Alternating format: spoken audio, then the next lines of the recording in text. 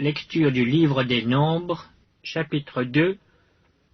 L'Éternel parla à Moïse et à Aaron et dit: Les enfants d'Israël camperont chacun près de sa bannière, sous les enseignes de la maison de ses pères. Ils camperont vis-à-vis et tout autour de la tente d'assignation. À l'orient, le camp de Juda avec sa bannière et avec ses corps d'armée.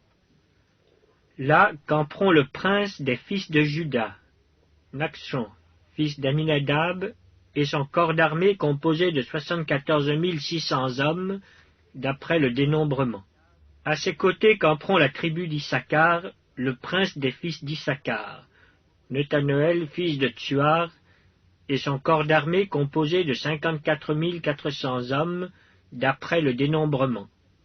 Puis la tribu de Zabulon, le prince des fils de Zabulon, Eliab, fils de Hélon, et son corps d'armée composé de 57 400 hommes, d'après le dénombrement.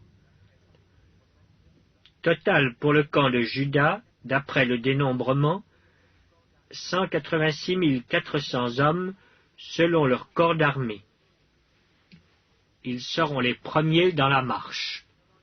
Au midi, le camp de Ruben, avec sa bannière et avec ses corps d'armée. Là camperont le prince des fils de Ruben, Élitsur, fils de Chédéur, et son corps d'armée composé de 46 500 âmes, d'après le dénombrement. À ses côtés camperont la tribu de Siméon, le prince des fils de Siméon, Shelumiel, fils de Tsurishaddaï, et son corps d'armée composé de 59 300 hommes, d'après le dénombrement. Puis la tribu de Gad, le prince des fils de Gad, Eliasaph, fils de Déuel, et son corps d'armée, composé de 45 650 hommes, d'après le dénombrement. Total pour le camp de Ruben, d'après le dénombrement, 151 450 hommes, selon leur corps d'armée. Ils seront les seconds dans la marche. Ensuite partira la tente d'assignation, avec le camp des Lévites placé au milieu des autres camps. Ils suivront dans la marche l'ordre dans lequel ils auront campé, chacun dans son rang, selon sa bannière.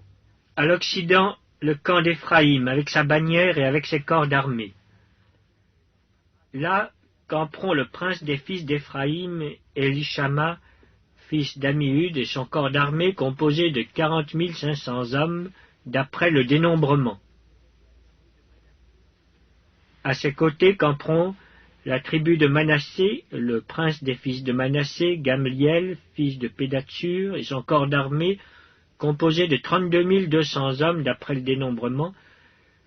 Puis la tribu de Benjamin, le prince des fils de Benjamin, Abidan, fils de Gidéoni, et son corps d'armée composé de 35 400 hommes, d'après le dénombrement. Total pour le camp d'Éphraïm, d'après le dénombrement, 108 100 hommes, selon leur corps d'armée. Ils seront les troisièmes dans la marche. Au nord, le camp de Dan, avec sa bannière et avec ses corps d'armée.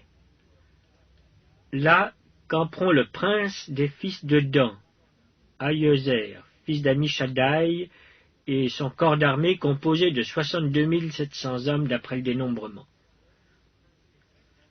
À ses côtés camperont la tribu d'Azer, le prince des fils d'Azer, Pagiel, fils d'Ocran, et son corps d'armée composé de 41 500 hommes, d'après le dénombrement.